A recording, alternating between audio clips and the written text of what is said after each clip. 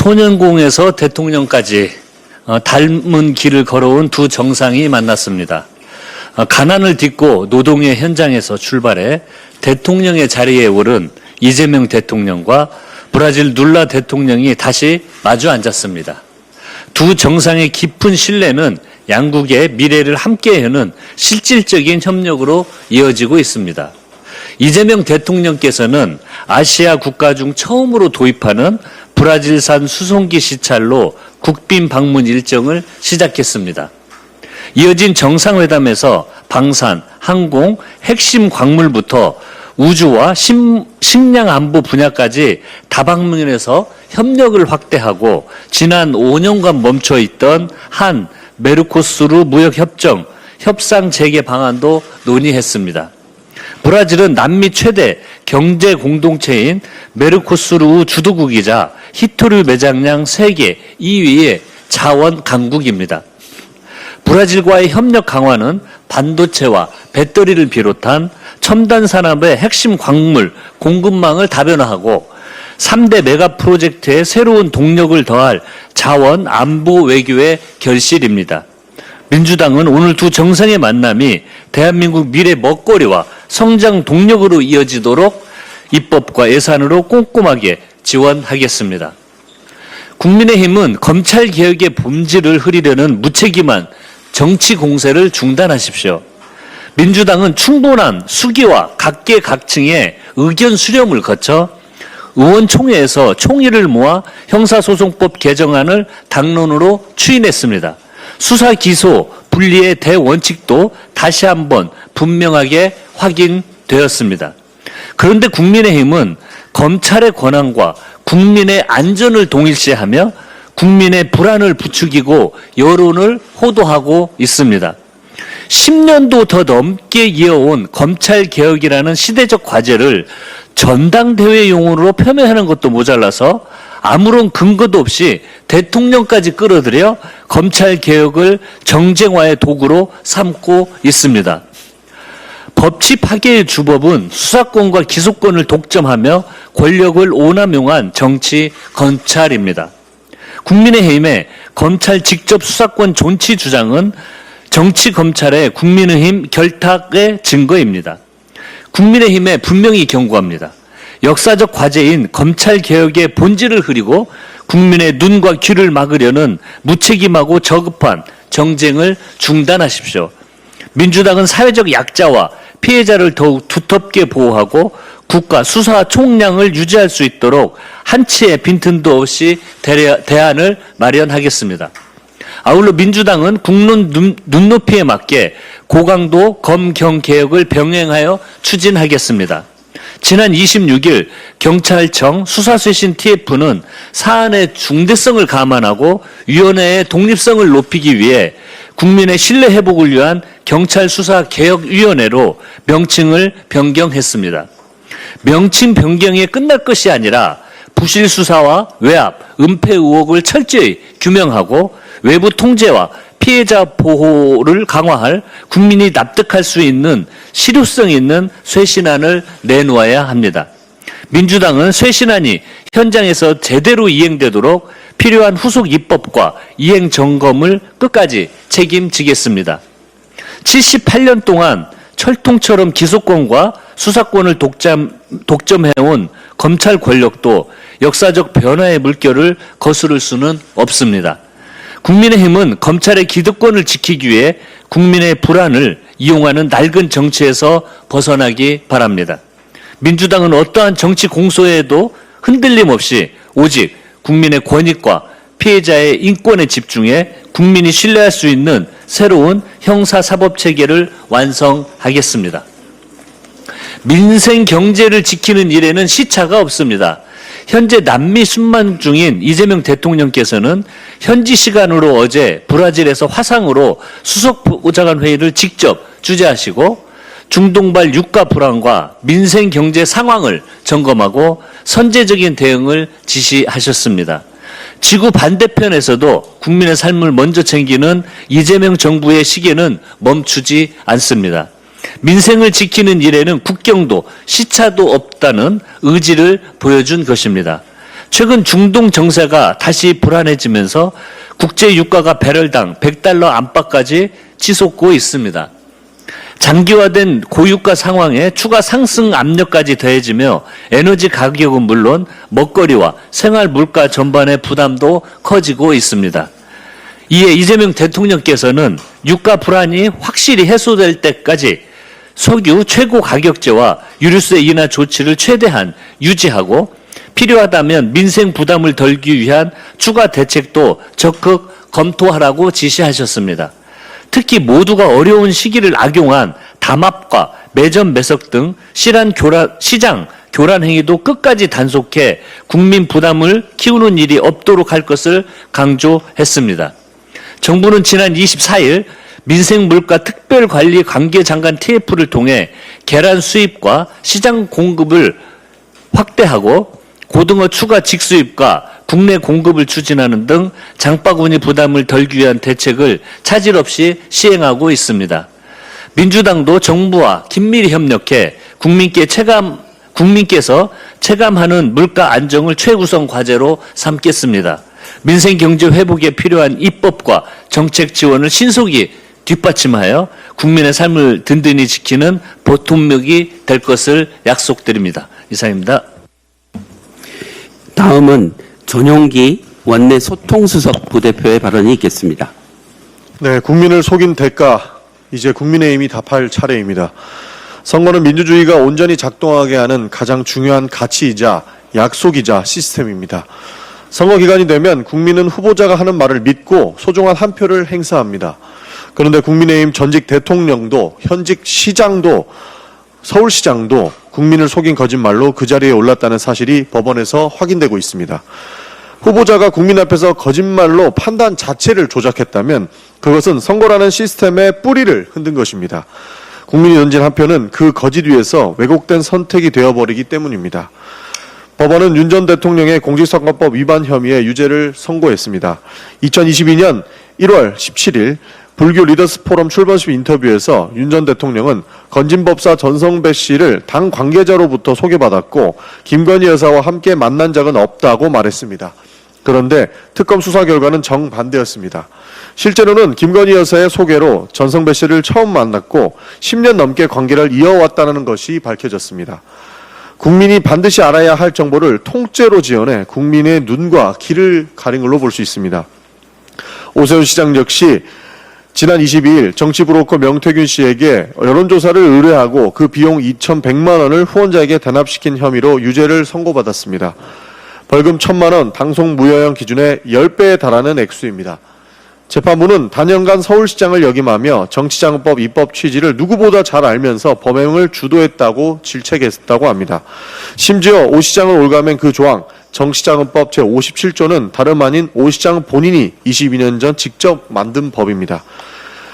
2004년 초선 의원 시절 오 시장은 총선 불출마까지 선언하며 국회 정치개혁특위 간사를 맡아 정치자금 투명화를 골자로 한 이른바 오세훈법을 주도했습니다.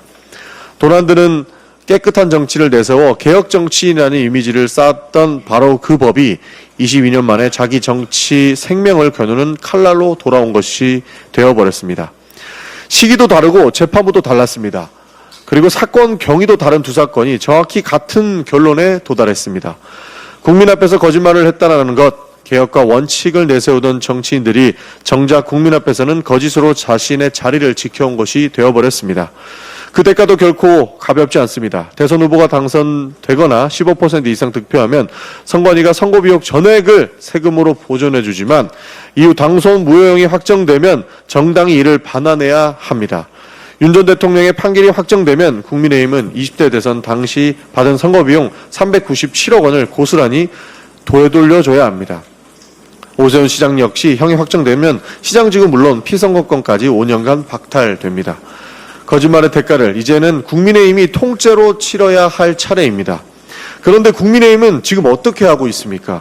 내란 사건 때도 그러더니 여전히 반성은 없습니다. 법원은 이미 2번 서로 다른 사건에 대해 같은 답을 내렸습니다. 거짓말로 국민을 속인 대통령과 서울시장, 이제 남은 것은 국민의힘의 선택일 것입니다. 국민 앞에 사죄하고 책임질 것인지 아니면 계속 거짓의 편에 서서 국민을 2번 속일 것인지 국민의힘은 지금 분명히 답하시기를 바랍니다. 이상입니다. 박정현 원내 부대표의 발언이 있겠습니다. 네, 대전 대덕구가 지역구인 원내 부대표 박정현입니다. 지금 대한민국은 이재명 정부의 유능한 국정과 윤석열 내란 세력의 몰락이 극명하게 대비되는 역사의 변곡점을 지나고 있습니다. 이재명 대통령의 미주 순방은 대한민국의 경제 영토를 넓히는 중대한 이정표를 만들었습니다. 이재명 대통령은 샌프란시스코 AI 선언을 통해 무려 1,390조 원, 9,500억 달러 규모의 한미 AI 동맹을 성사시켰습니다. 삼성, SK, 네이버 등 우리 기업들이 엔비디아, 브로드컴과 맺은 계약과 5기가와트급 AI 데이터 센터 구축 합의는 대한민국을 글로벌 AI 공급망의 핵심으로 우뚝 세운 쾌거입니다. 남미 순방도 커다란 결실을 맺고 있습니다. 브라질에서는 우리 기업이 부품 생산에 참여한 C390 수송기를 시찰하며 방산 협력의 길을 열었고, 칠레와는 FTA 현대화를 추진합니다. 22년 만에 공식 방문한 아르헨티나와는 2차 전지 핵심 광물 공급망을 확보할 예정입니다. 이재명 대통령은 국익을 최우선으로 삼는 실용 외교의 진면목을 보여주고 계십니다. 실용 외교를 통해 한국의 위상을 높이는 것만큼 중요한 것이 국격을 추락시켰던 참담한 과거에 대한 법적 심판을 통해 국가를 정상화하는 것입니다. 어제 법원은 윤석열 전 대통령의 공직선거법 위반 혐의에 당선 무효형 유죄를 선고했습니다. 대선 후보 시절의 거짓말들이 명명백백한 허위 사실로 인정된 것입니다. 자질 없는 자를 앞세워 민주주의를 파괴한 국민의힘은 명백한 공범입니다. 국민의힘에 강력히 촉구합니다. 공직선거법 위반 유죄를 겸허히 인정하고 국민 앞에 즉시 사과하십시오. 국민의힘은 397억 원의 대선 선거 비용을 국고로 즉각 반납하고 윤석열 세력과 완전히 결별하십시오. 국민의힘은 정쟁으로 국론을 분열시키는 작태를 이제 멈추고 석고대죄하는 것만이 공당으로서 책임을 다하는 것임을 명심하시기 바랍니다. 끝으로 정부와 지방자치단체에 당부드립니다. 연일 계속되는 폭염으로 질병관리청에 신고된 온열 질환자가 급증하고 있습니다. 특히 야외 노동자와 농어촌 어르신, 취약계층의 피해가 매우 우려됩니다. 정부와 지자체는 무더위 쉼터 점검 등 선제적인 안전대책을 조속히 가동해 주시길 바랍니다. 더불어민주당 원내 지도부는 이재명 정부의 성과를 적극 뒷받침하며 국민의 생명과 민생을 최우선으로 챙기겠습니다. 부패 세력에게는 끝까지 단호하게 책임을 묻겠습니다. 감사합니다. 박희승 원내 부대표의 발언이 있겠습니다. 남원장소 임시순창 국회의원이자 원내 부대표 박희승입니다. 서울과 지방 생명의 가치는 같습니다. 의료 균형이 곧 국가 균형 발전입니다. 최근 전북대병원 중증소아실에 전문의 부족으로 문 닫는 사태에서 보듯 지역 필수 의료 위기는 이미 경고음을 넘어 현장의 붕괴로 이어지고 있습니다. 분만, 소아, 응급 등 국민 생명과 직결된 분야에서 의사 공백이 지역 의료 전체를 흔드는 것이 지금의 엄혹한 현실입니다. 지난 22일 청와대에서 열린 지역 필수 공공의료 간담회 주제도 어디 살든 제대로 치료받는 모두의 의료 보장이었습니다.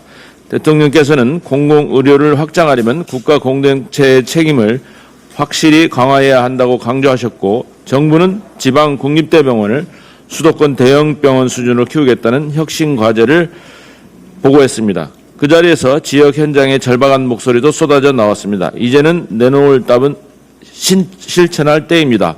생명을 담보로 하는 필수 의료 체계 구축을 더 이상 늦출 수 없습니다. 먼저 국립의학전문대학원입니다. 지난 5월 법이 제정됐고 6월 말에 설립 추진위가 출범했습니다. 그런데 최근 이를 서울과 지방에 나누어 배치하는 방안이 거론되고 있습니다. 분명한 우려를 표합니다. 의학교육은 강의실만으로 이루어지지 않습니다. 임상 실습과 전문 수련, 연구와 정책이 한자리에 있어야 합니다. 수련병원과 연구정책은 서울에 두고 지방에는 교육시설만 남긴다면 지역 필수 의료를 살리자고 만든 기관이 이름만 남게 될 것입니다. 다음으로 국립중앙의료원의 지방 이전입니다. 올해 안에 350여 개 기관을 대상으로 제2차 공공기관 이전 계획이 확정됩니다. 20년 만의 기회입니다. 다만 집적을 대도시 집중으로 오해한다면 수도권 1극 체제를 지방에 축소 재현하는 데 그칠 것입니다. 국가 공공의료의 중추기관을 그 기능을 받아낼 기반이 이미 갖춰진 지방에 두는 것이야말로 균형 발전의 실천입니다. 공공의료 인력 양성기관 설립과 공공의료 핵심 거점 재배치는 수도권 의료의 확장이 아니라 지역 필수 의료를 살리고 국토 균형 발전을 이룰 국가적 과제입니다. 이 중차대한 과제가 정치적 경제적 유불리에 갇혀 머뭇거려서는 안 됩니다. 정부의 과감한 결정에는 반드시 신속하고 실질적인 후속 조치가 따라야 합니다. 지방에도 부지와 병원 교통망을 갖추고 오랜 기간 준비해온 곳이 있습니다. 국립의전원과 국립중앙의료원을 그런 곳에 함께 두어 교육과 수련, 연구와 정책을 한자리에 묶는다면 국가 공공의료 혁신과 제2차 공공기관 지방 이전의 대표 모델이 될 것입니다.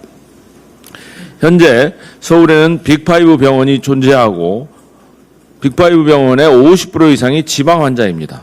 또한 서울에 대형 병원을 짓는다면 환자뿐만 아니라 유명 의사들을 다 빨아들이는 지방의 블랙홀이 될 것입니다. 정부에 요청드립니다. 국립의전원의 지방 설립과 국립중앙의료원의 지방 이전을 적극 검토해 주십시오. 더불어민주당은 국민 누구나 사는 곳과 관계없이 제때 치료받을 수 있는 공공의료 체계를 만드는 데 앞장서겠습니다. 다음으로 전당대회는 민주당의 미래를 밝히는 축제 장이어야 합니다. 당의 비전과 정책이 활발히 논의되고 후보 모두가 선의의 경쟁 속에서 서로를 격려하는 자리, 그것이 우리 더불어민주당 전국 당원대회가 마땅히 가야 할 모습입니다. 그러나 선거가 뜨거워지면서 그 본래의 취지가 다소 가려지는 듯하여 아쉬움이 남습니다. 묵묵히 당을 지켜주시는 당원 동지들께서도 걱정 어린 목소리를 전해주고 계십니다. 특정 후보를 겨냥하거나 지난 일을 문제 삼거나 사실과 다른 내용이 확산되는 모습은 민주당의 전당대회에 어울리지 않습니다. 정치는 설득의 과정입니다. 정책과 비전으로 당원과 국민의 마음을 얻어주시기 바랍니다. 이 부분은 우리 지도부와 후보자들이 먼저 무겁게 받아들여야 할 몫이라고 생각합니다. 출사표를 던진 후보자 여러분께 간곡히 당부드립니다. 중앙당 선관위가 정한 규칙을 성실히 지켜주시고 불필요한 편 가르기로 비치지 않도록 언행과 선거운동에 더욱 신중을 기해 주시기 바랍니다. 남은 21일여 이번 전당대회를 가슴 뛰는 축제로 만들 것인가, 서로에게 상처를 남기는 경쟁으로 만들 것인가는 전적으로 우리 손에 달려 있습니다. 성숙한 당원 문화와 선진적인 선거 문화를 통해 국정을 책임지는 집권 여당다운 면모와 민주당의 품격을 보여주시길 부탁드립니다. 마지막으로 안도걸 원내부대표의 발언이 있겠습니다. 전남 광주통합특별시 동남을 국회의원 안도걸입니다. 이재명 대통령님의 이번 미국 남미 순방은 단순한 정상 외교가 아닙니다. AI 패권 경쟁과 공급망 재편 시대에 대한민국의 미래 성장 영토를 넓힌 경제 안보 외교의 새로운 이정표입니다. 미국에서는 세계 AI 중심부와 AI 동맹을 구축했습니다. 이 자리에서 발표된 샌프란시스코 AI 선언은 대한민국을 글로벌 AI 생태계의 핵심 파트너이자 AI 공급망의 중심 국가로 우뚝 도약시키겠다는 비전을 국제사회에 제시한 것입니다. 특히 우리 기업과 글로벌 빅테크 기업이 향후 5년간 9,500억 달러, 우리 돈으로 1,375조 원 규모의 공급, 투자, 전략적 협력 기반을 마련하는 역대급 성과를 거두었습니다. 이를 연평균으로 환산하면 약 1,900억 달러 규모입니다. 지난해 우리나라 반도체 수출이 1,734억 달러였습니다. 우리나라의 연간 반도체 수출 규모를 웃도는 안정적인 공급 물량을 확보한 것입니다. 이는 단순한 계약 이상의 의미를 갖고 있습니다. 향후 5년간 세계 AI 시장의 핵심 수요를 안정적으로 확보했다는 뜻이며 세계 AI 산업을 이끄는 기업들이 대한민국 반도체를 핵심 공급망으로 선택했다는 의미입니다. 우리 반도체 산업의 기술력과 신뢰를 다시 한번 국제적으로 확인한 상징적인 성과입니다. 또한 세계 최고의 벤처 캐피탈 6개사와 국민연금 간 투자 협력 기반을 마련한 것도 의미 있는 성과입니다. 1,600조 원을 넘는 세계 3대 연기금과 세계 최고 벤처 투자 네트워크를 연결해서 해외 혁신 기업에 대한 투자 기회를 넓힐 수 있게 되었습니다. 나아가 이번 협력을 공고히 한다면 글로벌 벤처 캐피탈에 우리 AI 스타트업과 혁신 생태계에 대한 관심과 투자로 이어지는 계기를 마련한 것입니다. 남미 순방은 미래 산업을 열기 위한 또 다른 공급망 안보 외교입니다. 브라질을 비롯한 남미 국가들과 전략 산업을 협력을 확대하고 리튬과 히토류 등 핵심 광물 공급망을 강화하며 대한민국 경제 안보의 기반을 넓히게 되는 것입니다. 반도체와 배터리가 미래 산업의 성장 엔진이라면 리튬과 히토류는 그 엔진을 움직이는 연료입니다. 공급망을 확보하는 일은 곧 대한민국 산업 경쟁력을 지키는 일이며 경제 안보를 지키는 일입니다. 국민의힘은 이러한 애교 성과를 두고 MOU일 뿐 실체가 없다라고 평가절하하고 있습니다.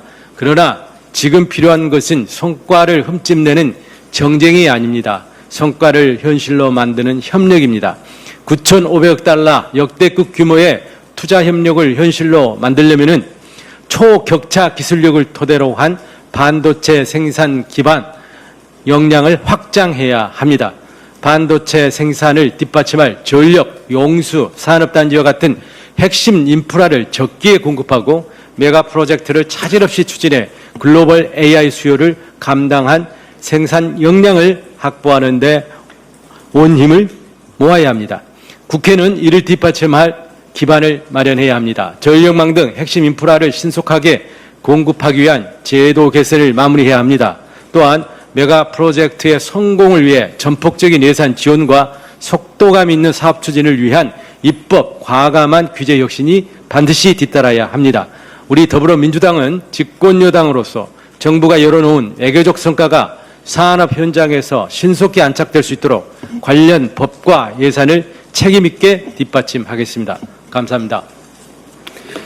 예, 준비된 발언이 모두 끝났습니다. 이상으로 7월 28일 제90차 정책 원내대책회의를 마치겠습니다.